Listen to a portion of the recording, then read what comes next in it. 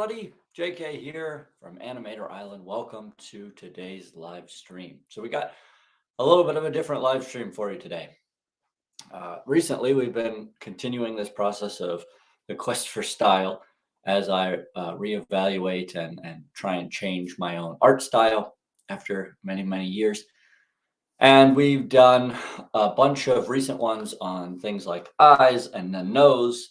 And so it only made sense that we would move on to the mouth next. But yesterday, actually over the weekend in general, I was putting together the lecture and the analysis portion of today's live stream. And what I came to realize was that I'm ill prepared to tackle this next section, which is on the mouth. The reason I'm ill prepared to do that is because it is so important and so complicated that you'd think the eyes would be more so, but it is so complicated that in order to do it justice, I'm going to need more preparation time. And that was coupled in with some things that were going on this past week. And so it just kind of snowballed into this place that was not going to happen. So we're not tackling mouths today. Instead, I thought, right now, given what I've been doing this past week, I've been going through some artistic struggles. So why don't we talk about artistic struggles? Because it's a spot I find myself in right now. And I think that it can be really useful when we have those conversations as artists, because then not only do we recognize that we're not alone in it and that it's normal for artists to go through, but also we can kind of help build up a sort of portfolio of ways to get out of that situation so that we can get back to work and stop spiraling. So that's what we're going to talk about today. Feel free to, I'm also probably going to maybe do some character design, creature design for an upcoming project that I'm working on.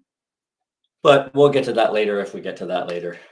But in the meantime, I encourage you to chime in the chat on all of these subjects and all these topics, because I think that when we share what works for us, or even just our struggles, that it can really be beneficial.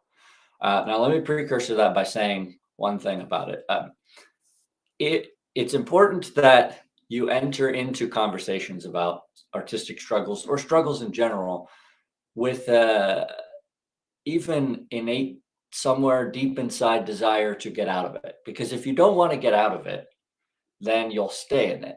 And you'll either find people who help you to stay in it, or you'll just sit there by yourself and you'll just keep spiraling. Because the brain has this weird thing where we like what we're currently doing in a sense, even if it's miserable. Sometimes we would rather do that because it's already established than to try and break a pattern and get into a new one. So while we're having these conversations, it's important to note that I'm not looking necessarily for sympathy here. I'm not looking for somebody to be like, "Oh, poor baby, you're struggling." Like, no, I'm not after that. What I'm looking for is essentially, if I'm going out to somebody else to talk to them about this, I'm looking for them to help pull me out of it, because I don't want to stay in that position. All right. So all that being said, let me just give you a brief overview of the last week. Last week, I sat down on Monday and I started working on, well, we did our live stream last week and that went well. And then I started planning out my week, putting together my to-do lists. I usually start every morning with a journal, just a very short journal entry, and then a to-do list. So I was getting all that in order, and I realized what I wanted to focus on and things like that. The other thing is, I recently read this book called The Power of Less. I get random books from the library all the time, just to kind of go through them and see if there's anything interesting in them. This one it had some interesting elements. I didn't care for the writing style, but that's okay. But the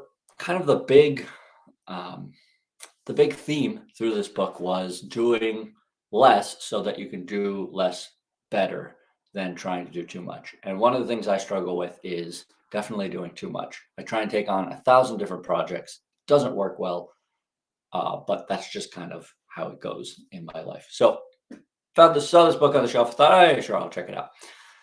So it recommends that you pick no more than 3 things to focus on over the course of, say, a month, a set period of time, and you do them and you do them well and you try and complete them and things like that. So this past month, the month of April, I chose my 3 things and I decided I'm going to dedicate most of my time to doing them.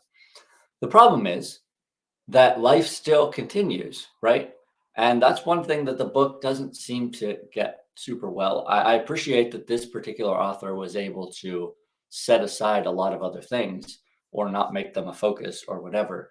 But over here, that was not the case because I had other things that just kept coming up and I couldn't really say no to them because they're very important life things. But they took kind of the place of those focuses. So as I was approaching this deadline of April 30th, when I wanted to have these 3 focus goals either finished or dramatically progressed toward, what I realized was I'm not going to be able to get that done. It is the 24th, which means I have about a week left, and I cannot complete all 3 of these focuses. I can't get very far in all 3 of these focuses because I've just kind of it's just not gone well. It's not gone well in terms of productivity this past month when it came to those focuses. So uh, when you're in a position like that, it can feel bad. I think that everybody's kind of gone through that before. When you look back and you say, "Oh, I failed at this thing," because failure is generally not very much fun. It may be necessary for us because we grow from it, but it's not really a fun thing. So this past week, it kind of started snowballing, spiraling a little bit. And I saw the day before I didn't get as much done as I wanted to. So then the next day, I didn't get as much done as I wanted to. And then the next day, until finally Thursday and Friday, I honestly, I don't know what I did. I don't think I got much of anything done at all. And that's problematic because that can just take over if you've ever had that happen where suddenly you just don't want to do anything anymore and you're just so obsessed with the fact that you are behind that you can't get back into a groove or get ahead or anything like that. So part of today, I think I'm going to fire up the iPad and I'm going to do some creature design just to kind of force myself to get back into it a little bit. um, but before we do that, let's talk a little bit about different ways that you can pull yourself out of that sort of funk, that you can get back into the saddle again and uh, pick up the bike and start riding. And if there's anything out there that that helps you when you're in a position where you're struggling either artistically or in terms of productivity, and you're just kind of lazy, or you're not even necessarily lazy, might be laziness, but it's just this kind of place that you get in, this mindset that you get into where you're just struggling with it all. But if there's something that helps you, feel free to chime in the chat. Got a lot of hellos out there. Hello, Brazil from Carla, and Furious Animators says hello, fellow animators, and Alex says hi. Everybody's greetings from Chile. A lot of folks here from all over the world. That's great to see, and I appreciate you swinging by. Okay, so when you're in this mindset of either I don't want to do any work, or why isn't this good enough, or imposter syndrome, things like that, what do you do to get out of it? So I kind of touched a little bit on it before. The first step. The first step is actually wanting to be out of it, because the truth is sometimes when we're in that place, we just want to sit there, right? We fall down and we don't really want to get back up. So we kind of have to make peace with that a little bit, and we have to get to the point where we're ready to get back up, or we have any desire to get back up. One thing that I like to use as a phrase is I want to do something, right? And so what that means is I don't necessarily want to get back in the saddle. I don't necessarily want to go back to my art and keep working and keep improving and keep practicing, but I want it, right? I don't presently want to do that, but I want it. So it's like this tiny little step forward where I might not be there yet, but at least I have the desire to. I know that it's the right thing, and since I know that it's the right thing, I can at least want the right thing, even if I don't presently. So if you're ever in that position, or when you're in that position, because honestly, I've never met an artist who didn't struggle with this at some point, but when you're in the position that you feel like it's just overwhelming, or you don't want to do it and things like that, or it's just not going well. We have an Animator Island article called Bad Drawing Days Happen, and it talks about this idea that some days are going to be bad days. I've been watching a lot of baseball recently 'cause it's the beginning of the season, and my Pittsburgh Pirates are doing really well for the first time in a long time. And so I've been watching a lot of baseball. And one thing that you notice with baseball more than almost anything is here are all these professional athletes, and some days they do nothing. Like it's just a terrible day for them, and they'll go on the baseball field and they won't catch a single ball in the field because it doesn't get to them, or they make an error or something. And then when they get up to bat, they just strike out 3 times or ground out or whatever. And that's like just a day that happens for them. And they're professionals. Like that's what they do. They get paid millions of dollars to do that thing. But it's hard. And so some days are just going to not be your day. And that's just what happens. So it's important to recognize that some days you're just going to have to set it aside, but you don't want to get into the bad habit of doing that every day. Alex chiming in. Let's see what he says. Says sometimes uh, what I do to get out of a creative funk, specifically character design, is I'll trace other artists' work. I won't post those, but I'll learn from that and want to try it with my own characters. I think that that's real wisdom there to be able to go to something that works, right? You go to this art that people you really enjoy the work of have done, these other artists, and you can uh, kind of piggyback on what they've done in order to pull yourself out of it. Well, like you said, this is a for practice thing, right? And that's also a real big bit of wisdom that we always need to keep in the back of our head. This sort of copying is for us. It's not for the world. It's not for selling things like that, but it can be really useful. Now, here's an interesting thing, Alex, that I'll let you chew on. I think I've been doing that too much, right? Because we can always do that. We can go into an opposite extreme.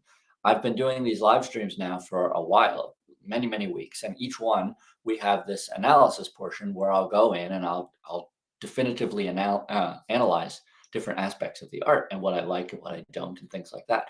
But I haven't been putting it into practice, right? I've been doing all the analysis and none of the practice. And that's something else that I realized just this weekend and today, is that that's the part that I'm really missing. And that's the part that I haven't gone in on yet. Now, in the case that you're speaking to, you'll you'll do the tracing and you'll do the copying work and analysis in order to push yourself into a place where you want to do it for your own characters, right? And that's really important, and that's a really good thing. I have not made that switch personally right now because I just want to keep analyzing, because honestly, analyzing is like my favorite part. So I've gotten into this groove of analyzing art, and I mean, I have. I'll pull up here real quick the iPad and show you one of the things that I did the other day just for myself. I started a whole a folder for art analysis, and I pulled some images that I like.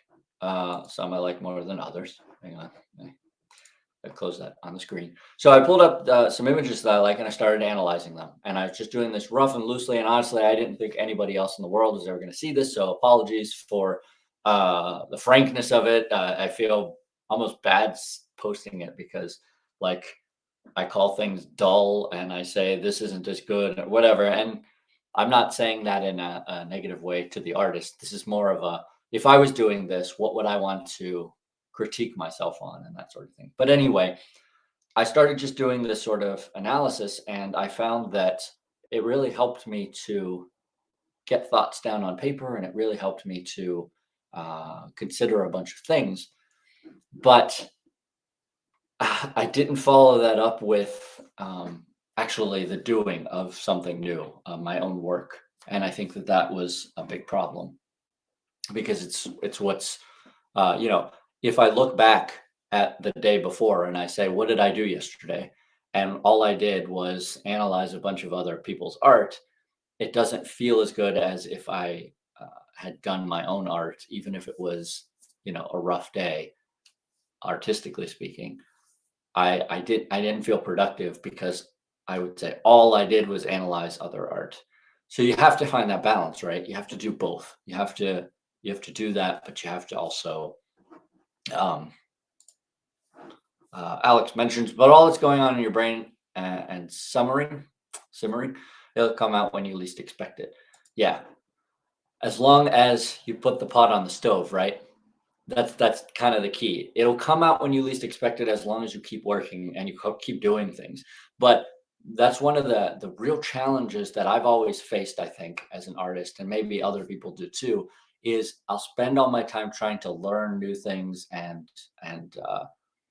um, kind of absorb all of this information so that it gets into my bloodstream and so that it simmers around in my brain. But then I won't open up the actual file, the new file, in Procreate and start doing, so that it has this output. And you have to have that output.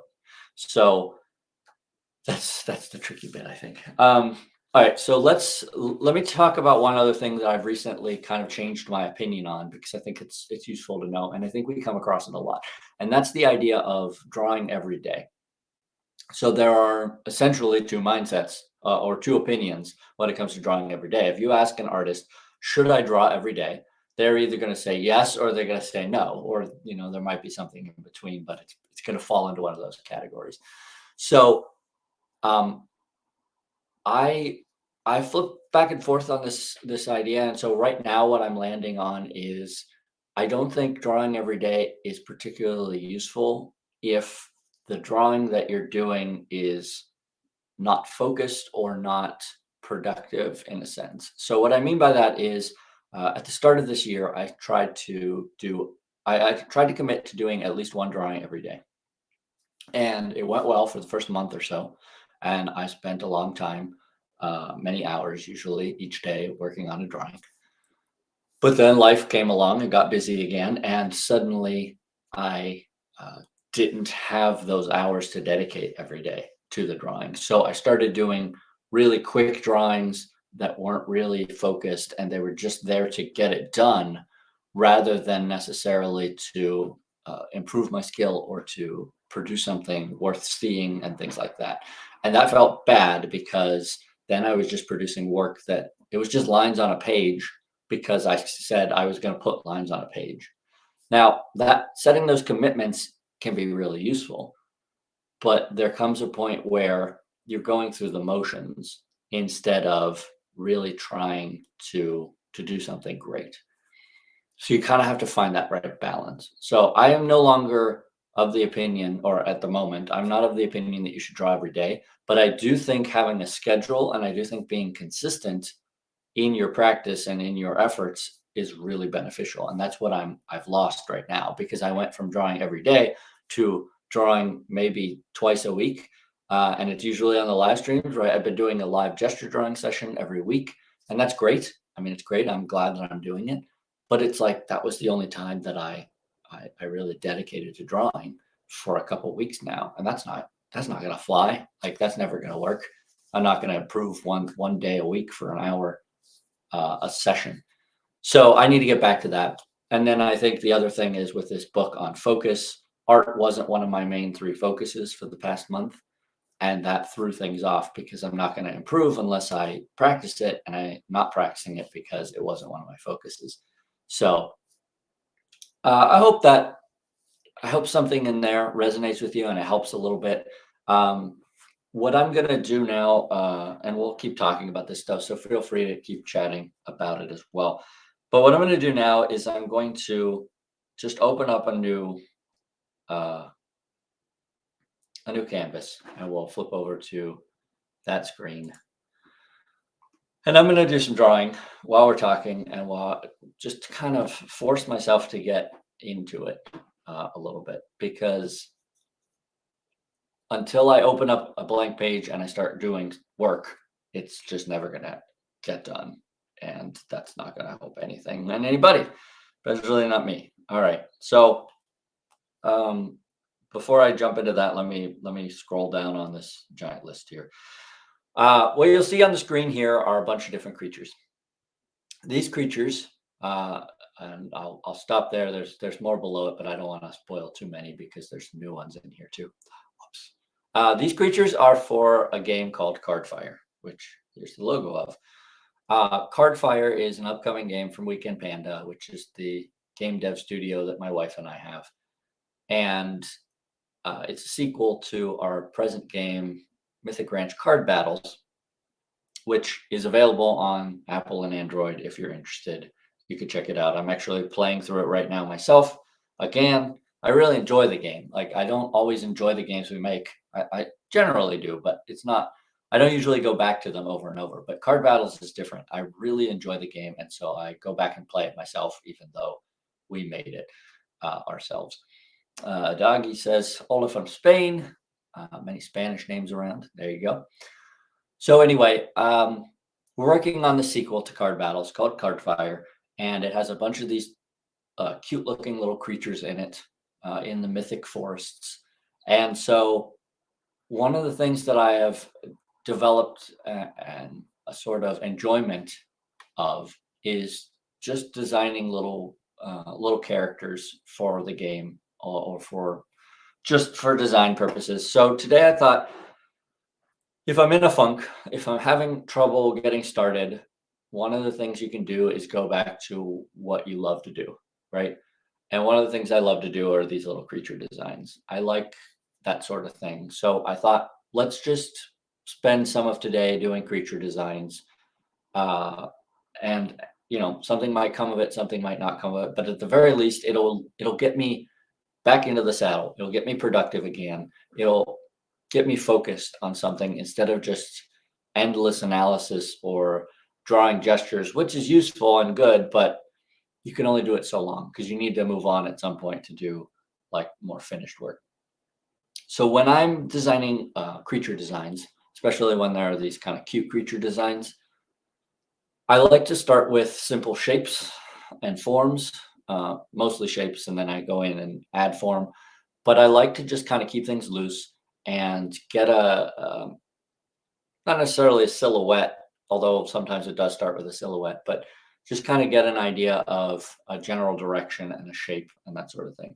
If you've seen the Animator Island video on artistic intuition, one of the exercises that it talks about is just drawing a bunch of appealing shapes and just sitting there and filling pages with appealing shapes. Alex asks, would you take suggestions for what? I mean, yes, absolutely. I'll take suggestions. I can't promise I'll follow through with them, but feel free to chime in on whatever. And then Carla says, I try to make animations every day. That could be a useful thing. It's just you got to watch burnout, right? Because it can happen. So as long as you're continuing to be productive with it, and if it works for you, then definitely go for that everyday animation creation. I don't know if you mean every weekday or you mean every day. Because one thing that I've found is that if I don't take at least a few days off sometimes, like on the weekend or whatever, that's when things start to get iffy because I just don't have any rest in me. Okay, so Alex is clarifying for the creature designs. Yeah, I'm absolutely happy to take any suggestions for creature designs or shapes or whatever, thoughts, things like that. But in the meantime, while you're thinking that or while you want to chime in, I'm going to just start drawing some shapes, and then we'll go back in and we'll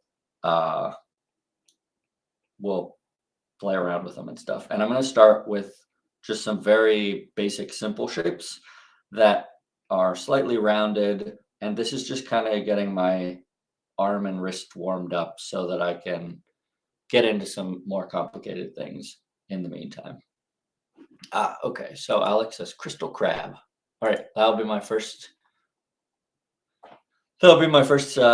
idea to go to once I'm done with these kind of warm-ups. So in terms of warming up, I like to start very simple so that I can get something on the screen, because a lot of times a blank page will start to block us and we'll just be like, I don't know where to start.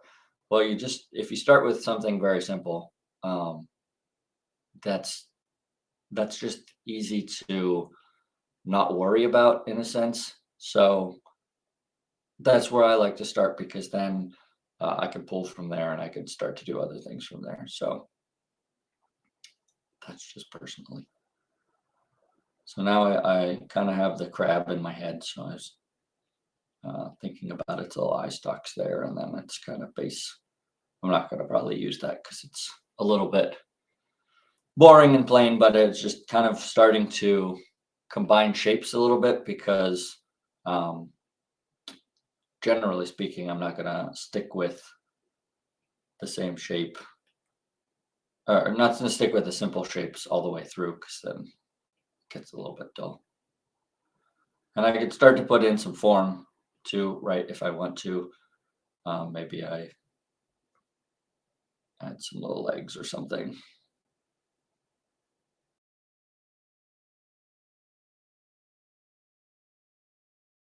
And I just kind of let things just kind of explore a little bit and see where things come out and just get an idea of stuff. Phone is buzzing again. All right. And sometimes I will sit and do stuff like this while I'm watching TV, just to kind of, you know, not make it such a mindless activity in a sense, I guess, just to see what comes out of it and things like that. And I don't like that, so I'm just moving on. Didn't do anything for me. Okay, so I've done a handful of shapes. We got a few more comments, so let's run through them. Maria says, laid in for my slump hack. Get away from it a bit. Take a walk, write instead of draw instead of write, torture the cats by singing. Sometimes letting things alone opens that door. Definitely agree. Going for walks is one of the best bits of advice that I've ever found. I think one of the tricky things for me regarding that bit of advice is we are experiencing what I call fifth winter here in Pennsylvania, which is the temperature has just been fluctuating up and down for the past weeks because that's our spring here now. We don't really have a traditional spring anymore. We have winter into summer, then back into winter, then back into summer. And we just are hopefully today are finishing out this current batch of winter, but the past several days have been cold and rainy and I haven't been able to go outside. And I'm sure that that's contributing to this emotional state I'm in because I like going outside. So looking forward to going for a walk tomorrow, but I do have to like knuckle through one more day of winter before I'm really ready to go outside. But I agree, it's really helpful to step back and to do some other things, as long as you go back to it, right? And that's kind of what we talked about a little earlier. You have to go back to it at some point. You kind of have to get your butt in the chair and you have to do it. And that was where I was struggling because I would say, okay, I'm going to go do this other thing for a little while and then I'll get my writing in. That's one of the focuses that I was working on, is getting some writing in, but I didn't sit down and do it. I've been playing some Pokemon Arceus and it's been a lot of fun. I'm almost at the end of the game, I think. So I just kind of just got absorbed in it and I just kept going. And so that's just a trick. I think that's one of the reasons I really like walks, because walks you can't do endlessly, right? Like if you say, all right, I'm going to take a break and go for a walk, at some point you're going to get tired and you're going to go home and get back to work or do something else, because a walk has to be a certain length of time or you will pass out in the road. Alex mentions animation is fun, but also brain consuming. I've been trying to animate every day too, even if it's just a few frames of an existing piece. Lately, I've been animating Pokemon. I really think that that's a fun thing to do. One of the nice things about animating something like Pokemon or whatever existing thing is that a lot of the design work has been done for you in a sense, right? So you can focus on the animation. You can focus on the movement because you don't have to think about character design so much. So I think using existing characters for animation tests is very useful because they already exist. Now, as you said earlier, Alex, you don't post that stuff, or you don't use it as part of your production because it's not your IP, but it's really helpful to get the practice in because you get to just focus on the animation aspect. And maybe that's something that I need to do a little bit more of too. I had originally planned to do some dancing Pokemon, like two games ago, but I never got around to it. I started to do it, and then I wanted it to be great, and then I got stuck because I was too tense, too tight. But at any rate, okay. So let's jump into this crystal crab thing, and I'm going to start by doing some very probably boring designs, I would say. Very standard, very boring. And then from there, I can start to pull bits and pieces that I think might be interesting later. So these initial designs are going, I'd imagine, to be not great. That's backwards. But that's okay, because those first ideas have to kind of get out, because if you don't get those first ideas out, then you won't go past them. So so this is kind of just super basic crab shape. We're gonna keep it boring at first, but what if we, instead of the traditional crab legs, what if we put on some funkier crab legs that are almost like bird legs, just to keep to add a little bit more interest to it. And then we'll give them some eyes. And crabs tend to have this kind of like funny mouth. So for the Mythic Ranch games, I tend to make the eyes very graphic and really big pupils, or I make them little dots. It's a very graphic based creature design, typically. Okay, so let's say that this is where I'm starting from for my crystal crab design. Goes there. And actually, I probably would want to give him some elbows. Now, this is, in my opinion, really dull and ugly, and I hate it. But again, I'm going to try and get things onto the page, and then I can work from there. So there are some aspects of this I like. I don't mind the face. I like these kind of big claws. So what if we take this general idea and if we turn it slightly so that we're getting a little more dimension and depth, and we'll get this kind of claw in here.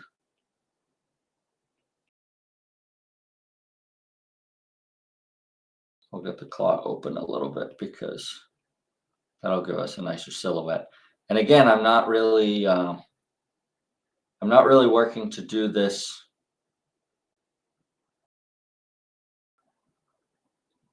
final or perfect and actually get it down to what I want it to be. This is just the exploration process, which is a lot of fun in my opinion. I dig this stuff, and it's what I haven't had a chance to really sit back and do in a while, which I think is kind of hurting my overall progress, because I'm not producing some fun things that I want to do. I've been so focused on this whole, oh, I gotta figure out this style thing, and it just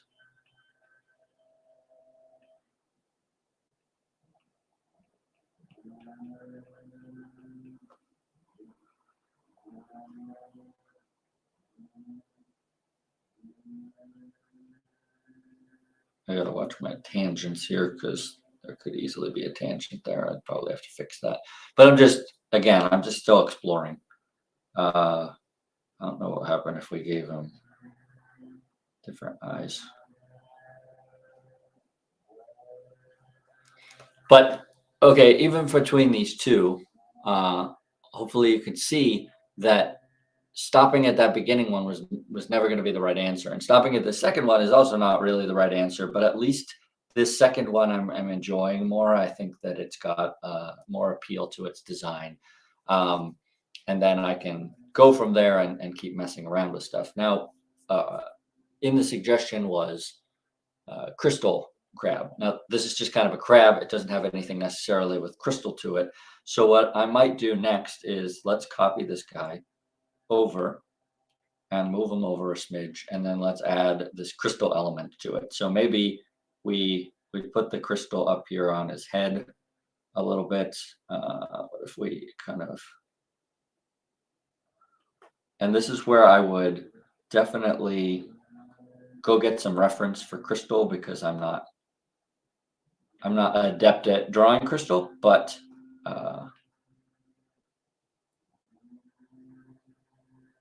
this is where, you know, having that reference and stuff would really come in handy. And so I would do that if I wanted to continue to develop this creature character and stuff. Right now I'm kind of making stuff up and it's probably not going super well. Oh, that one's okay. I'll add that line. Let's save it. So we might add these kind of crystal elements to it, and that's going to give it another level of interest.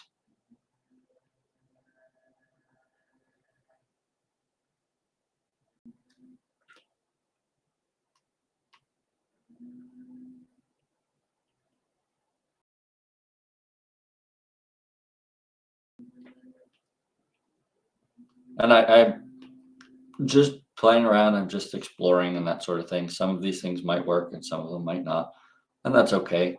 You know, we're just seeing how it goes essentially.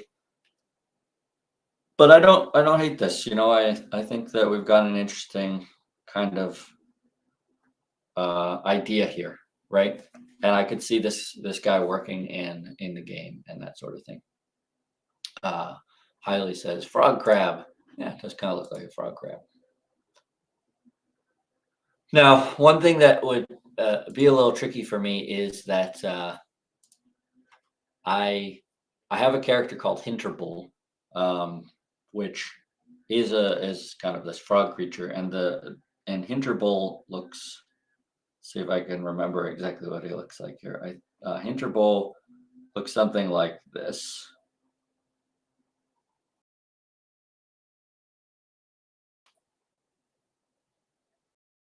I believe.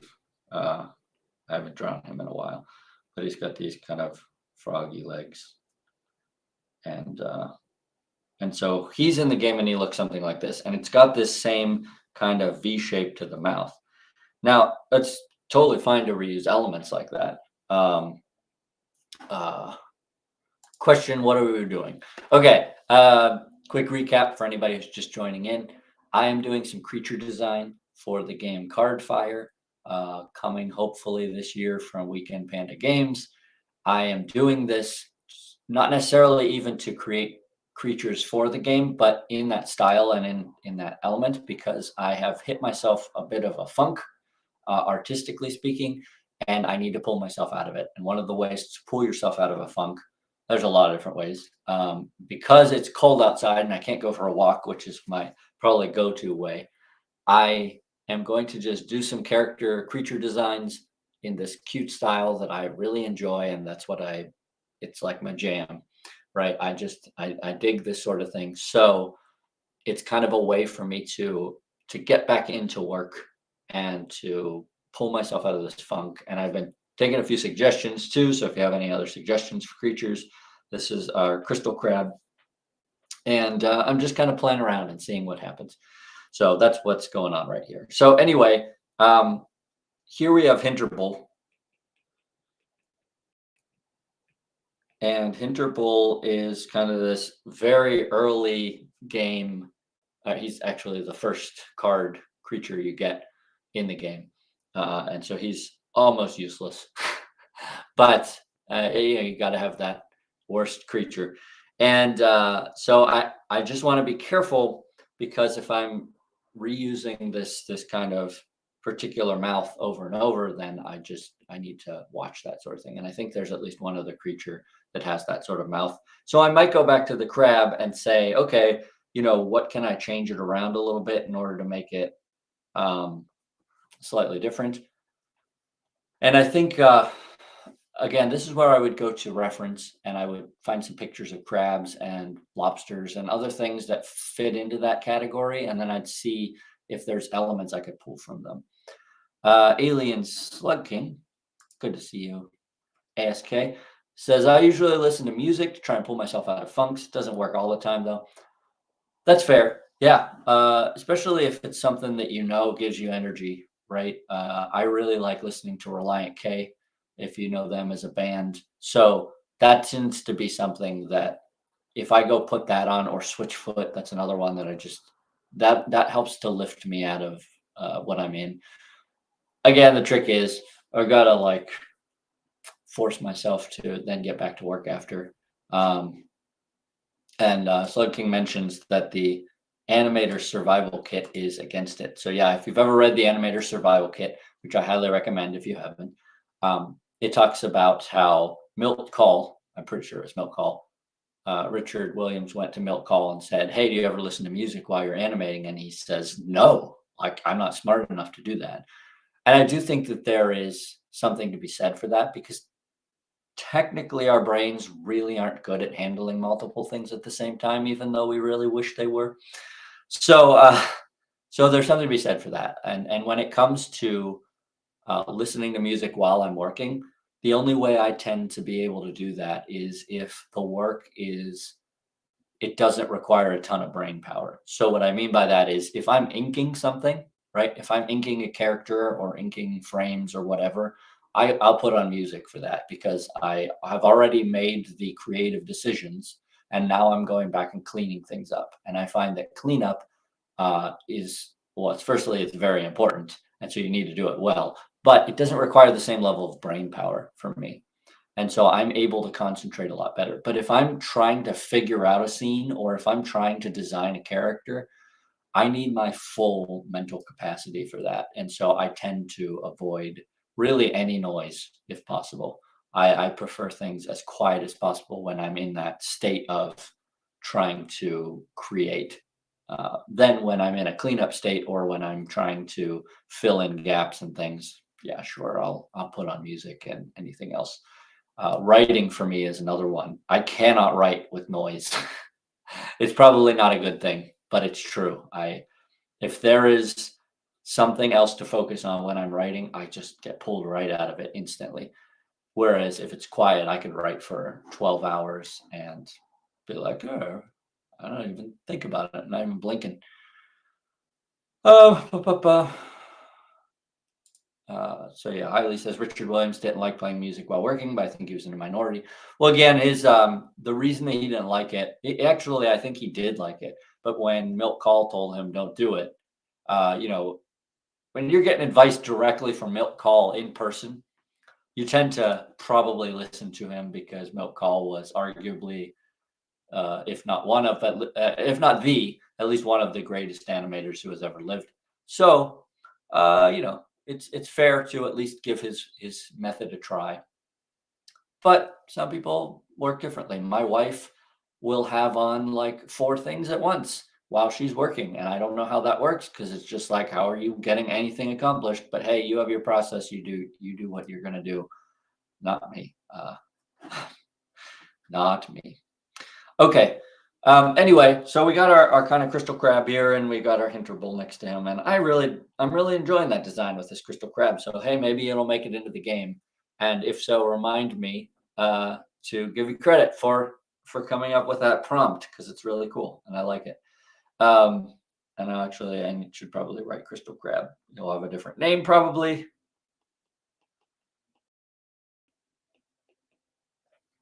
But I'll jot it down. Okay, so I'm just gonna go back and continue to do a few different creatures and different shapes and different designs, and we'll see what pulls out of it. Feel free to continue to jump in the chat. We're at 47 minutes now on the live stream, so I think we're probably going to wrap up at about the hour mark today, unless something comes up, which is a shorter one for our normal Monday live streams, but that's okay. Sometimes you're just going to have shorter one and the longer one. Okay, so I just did a creature that's kind of this shape as a base shape. So I want to do something that's different than this for the next one. So because this one is nice and rounded and kind of horizontal, I'm going to go with a sharper and vertical shape for the next creature. So I'm kind of pulling an idea off of the last one just uh, by going in the opposite direction. And we talked about this a little bit in a previous stream, if you remember. Ferdinand and I were doing some design work, and I think we were working on an animatic at that point. Anyway, it doesn't matter. We were talking about how one way to get ideas is to do the opposite of the thing that you just did or the idea you came up with. So this is kind of pulling from that idea. It's a brainstorming technique. Go in the opposite direction. So whereas the last one we had this very soft and rounded form, now we're going to kind of play with things with a sharper direction, and we're going to see what we come up with. So I might give him little eyes up here and put a little bit of tilt in. And I don't know what this creature is yet, but we're just kind of exploring. I don't like that little bit on the end. Maybe I give him a tooth. A little tooth is fun. I'm pretty sure I have a character that's going to have similar features to this, so I would have to go back and look at those. What do we got for in terms of arms or something? Let's give him stringy arms. Let's put on some like bulky shoulder things, and then let's give him some stringy arms. Maybe they're little wings. I'm not sure.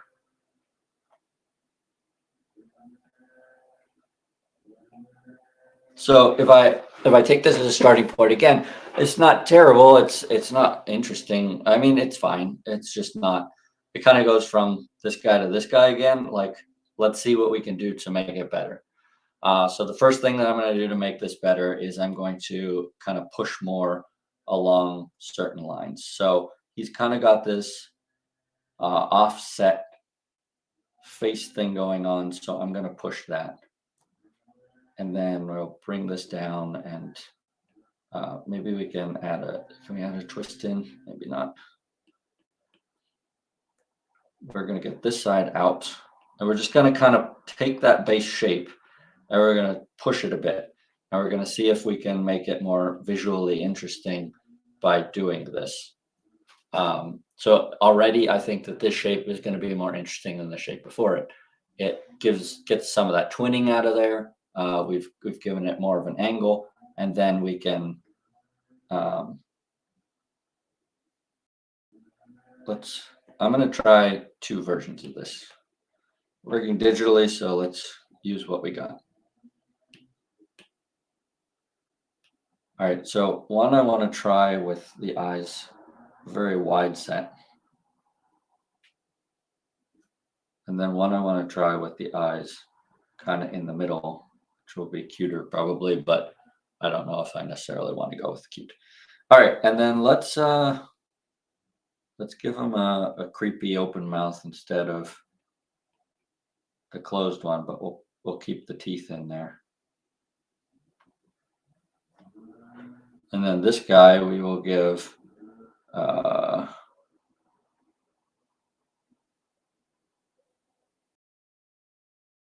of a goofy mouth. These are already very different.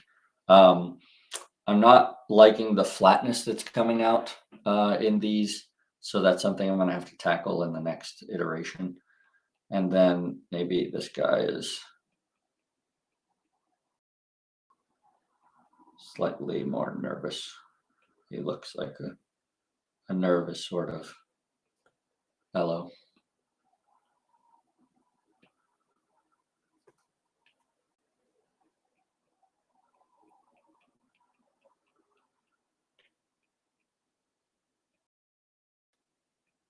But I'm feeling, I'm feeling through doing this idea of just like almost relaxing back into the art. I was really tense. I was just stuck and in a funk. And so now by doing these things, and just having some like small things to do that I enjoy, I'm able to kind of pull out of that a little bit. Hailey says volcano bat. Yeah, it's kind of like a volcano bat. So there you go. I'm not great with wings, so this is another instance where I'd probably want to go back and get some reference for wing styles.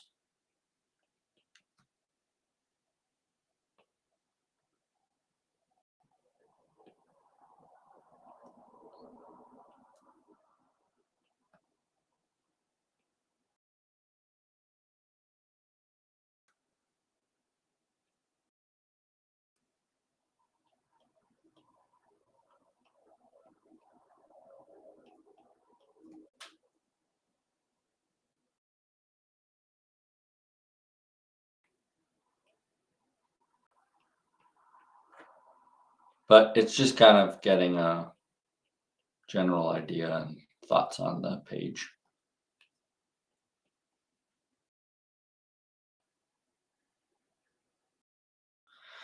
And let's see, if there's a volcano, then we could probably, oh, let's play into the volcano aspect by giving them this kind of like long drool of some lava. How's that?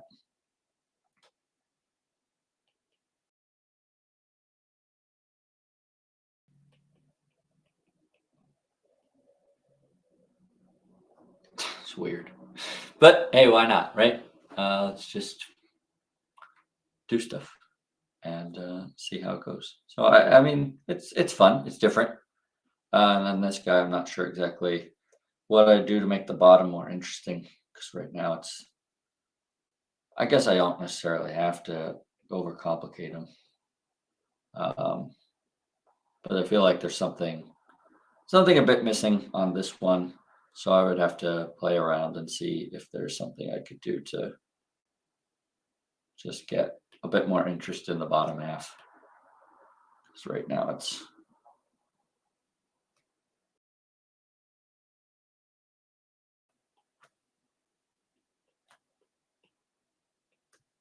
And I don't know what that is. I don't think that's it, but just something to jazz it up a little bit. Um, anyway, I think this has been really productive in a sense because it's like, get some more comments and quotes and things. Let's see. All right. Alien Slug King says, I keep hearing that you need to push animation, which I think means make it more cartoony. But what if I prefer more conservative style, like more like how humans actually move? Is that a bad thing?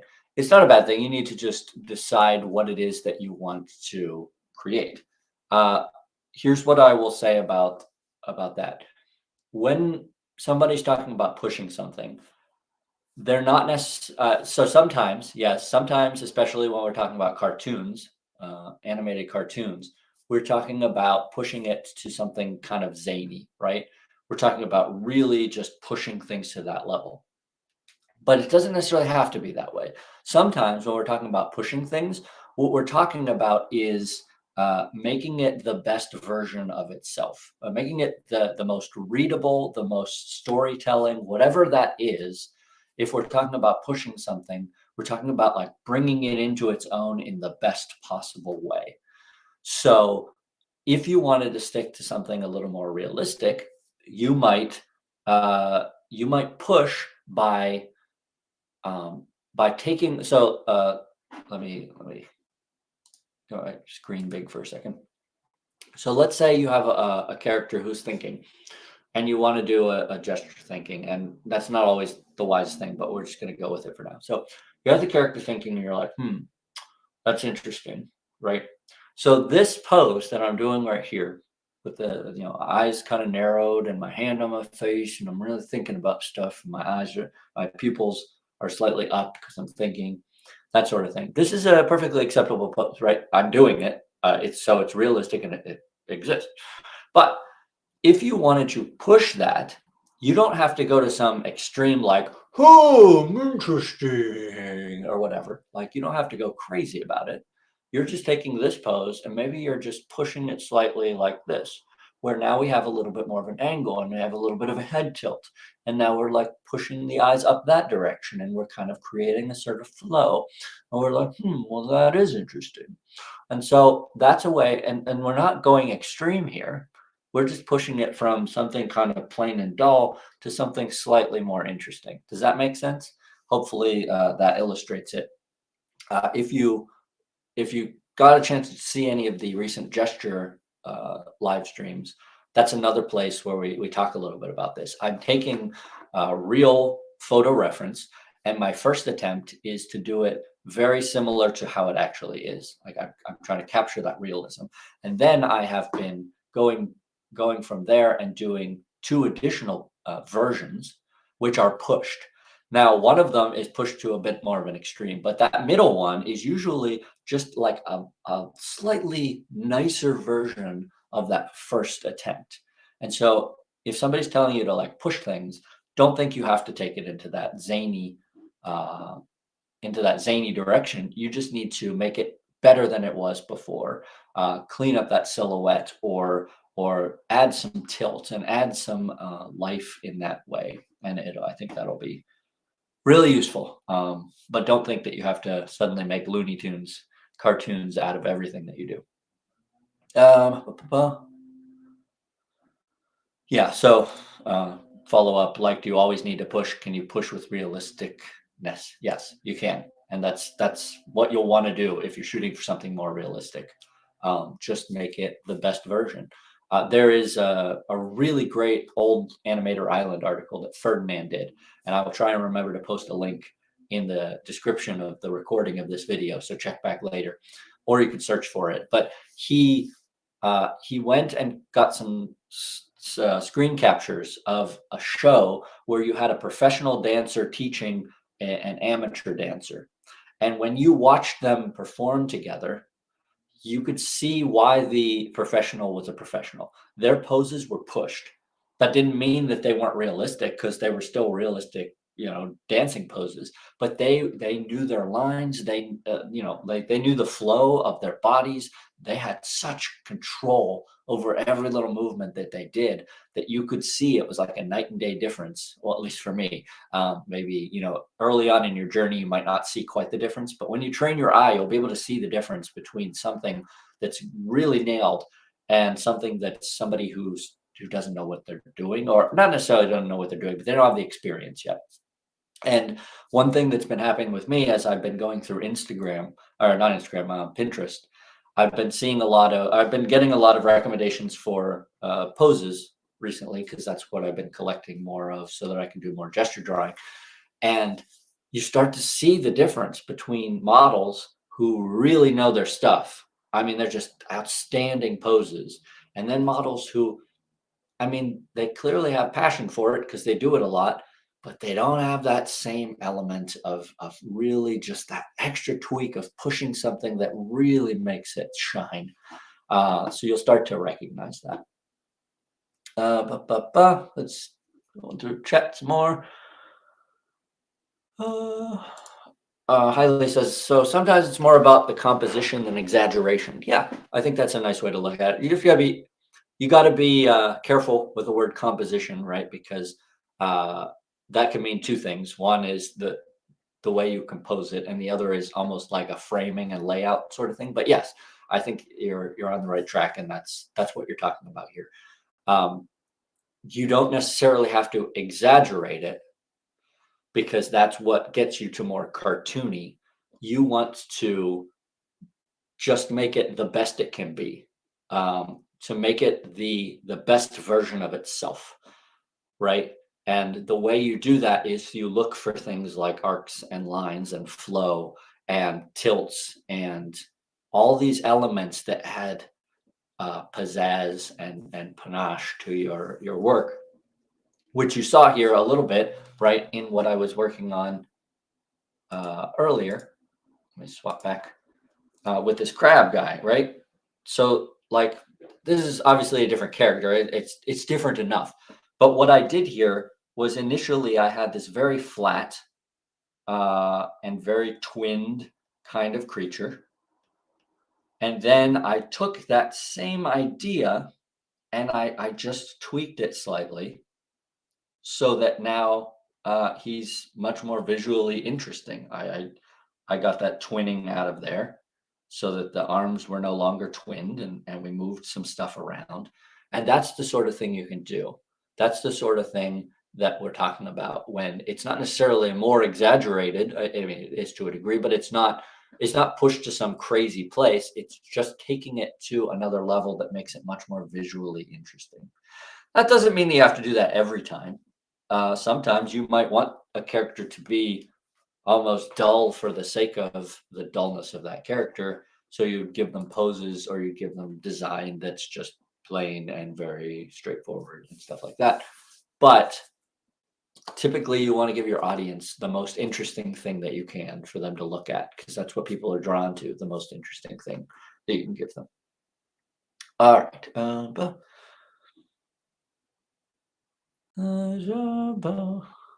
Okay. So Alien Slugkin says, thanks for explaining pushing. No one ever explained it to me. I feel mildly stupid for not realizing it sooner.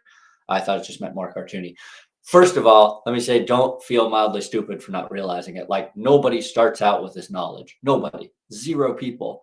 That's part of humanity. We all learn from the people who came before us, who learned from the people who came before them, and we just keep passing on these truths and these knowledge. So don't feel stupid about it. That's just how it works. But I'm glad that was useful. I'm glad that you got that out of it because I think that's probably the same for everybody.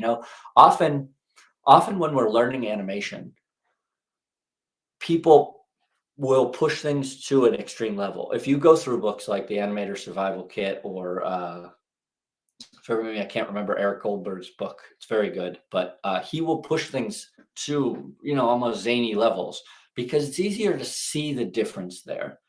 Typically, we're not going to have people who give us an example that's very subtle because some people aren't going to see that subtle difference. It'll be very useful for the people who are trained to see the subtle difference, but it's not going to show the extreme quality of that pushing. So it's totally understandable why you kind of got that thought in your head that pushing meant cartoony because a lot of animation teaching is cartoony work. It just is. It's easier to explain it that way, and a lot of people do it that way. That works. Alex mentions that animation is like acting. So, like in acting, you sometimes exaggerate movements to emphasize the emotion, and that is definitely true. We learn this a lot in acting for the stage. I don't know how many people have had experience in taking classes on acting, but if you're acting for the stage, one of the things they teach you very early on is because the audience is very far away from you, you have to exaggerate your movements. Like you have to be bigger than you would be in real life because they're far away from you. Whereas acting for film is almost different because if you tried to take acting for the stage and just do it on film, people would think you were a lunatic because you're just doing all these crazy movements and stuff. So it's a very different thing, whatever your purpose is, your goal is. And so sometimes, yeah, in some situations of acting, you want to be more exaggerated, and sometimes you want to be much more subtle. And that'll also depend a lot on your shot decisions, right? If you have a long shot or a medium shot, you might have to push those poses a little bit more. If you have an extreme close up, you can get away with tiny little subtle things. And this is one of the things that you can see a lot in classic 2D Disney films. When they get up close to a character, that character can do very subtle little things. A lot of times in Disney films, you'll have these really great poses and these big actions, but where it really shines in a way that we don't get all the time anymore because it's very hard to do is that they'll have these moments, these tender little moments where there's just small movements that aren't really that pushed, but they tell the story in the most beautiful way. So hopefully that is useful. All right. Well, it looks like we've passed our hour-long mark by about 7 minutes. So I'm going to wrap up for now. We'll zoom back out on our little creatures here, and we'll go to big screen mode. Let me tell you a little bit about what's coming down the pike. So we normally do these live streams, or I do these live streams, 10 a.m. Eastern time every Monday. We're actually not going to have that happen for the next couple of weeks. I have some other things that I have to do that are going to be causing me to be either in a car on those Mondays or somewhere else on those Mondays and things. So don't mark your calendars for the next 2 Mondays at least, because there probably won't be a live stream on those 2 Mondays. However, I'm going to try and get some more gesture drawing sessions in live streams over the next couple of weeks. So there will at least be one of those this coming week. And I'm going to probably shoot for Thursday. I might even do one on Wednesday and Thursday. I'm not sure. But at the very least, one of those 2 days, I'm going to try and get a gesture drawing live stream in. Again, I would recommend that if you're interested, grab yourself a sketchbook or open up, your favorite art program on your tablet or computer and join in with these drawing sessions, because it will help you improve. And it's one of the things that's helped me be disciplined, is to share the live streams with you guys, because then I'm doing the work, I'm putting the work in. So it's really, really, really useful stuff. It's the thing that I have to keep reminding myself. Keep doing the work, keep putting the work in. It's not just about learning and analysis. But we're going to do some gesture drawing over the next couple weeks at least. And then the hope is, as we move into May, we'll return to our regularly scheduled live streams at this time, 10 a.m. Eastern on Mondays. But don't expect that for the next couple weeks at least, because we'll be busy with other things. And then Ferdinand will be too. And then maybe we'll be able to do a live stream together live and in person, because that's a possibility coming up. I'm not sure if it'll happen, but I would really love for it to happen. So we'll see if that does. And I just want to thank everybody, as usual, for stopping by, for chatting. Just everybody today, Alex and Alien Slug, and I can't tell you how much it means to me to interact in this way. Art and animation can be a very lonely gig, because most of the time you're just sitting there by yourself and you're doing drawing after drawing, as I'm sure you know as animators. So to have this collaboration is really useful and it's really helpful, and I appreciate you stopping by. So I'm glad that some insights were gotten from this. I have pulled myself a little bit out of this funk. I think I'm going to keep that wagon trail going and get back to it. I'm going to go right now and do some additional artwork, and then we'll see how it goes. So that's all I've got for today. Thanks again, everybody, for coming along. I will close us out with the reminder that there is, if I can get it, the little dealio to show. Sorry. Okay, there's the little dealio. We'll show a reminder that you can swing by Patreon at Animator Island and support Ferdinand in his endeavors to keep this channel going. And you can also check out the 2D animation course that he's worked on. And so we got a lot of good resources out there. You should check them out. All right, and that's everything for today. So have a good one, everybody. Have peace, have truth, have life, and we'll see you next time.